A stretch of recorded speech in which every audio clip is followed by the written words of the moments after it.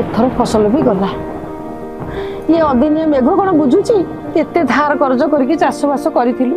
अरे यही सब विपद आपद पई प्रधानमंत्री फसल बीमा योजना अछि परा।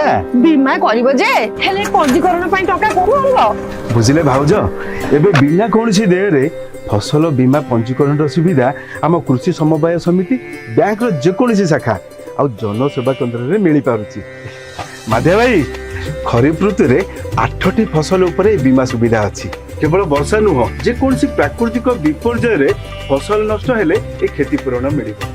चाषी पिछा 5 एकर पर्यंत बीमा पंजीकरण रो समस्त देय राज्य और केंद्र सरकार बहन करछंती। आम खाली टंकाटा देबाक पड़िबो। सतरे हाँ प्रधानमंत्री फसल बीमा पंजीकरण पई जुलाई 31 होची शेष तारीख। आउ डेरी कहीं शीघ्र जाई पंजीकरण करंतु।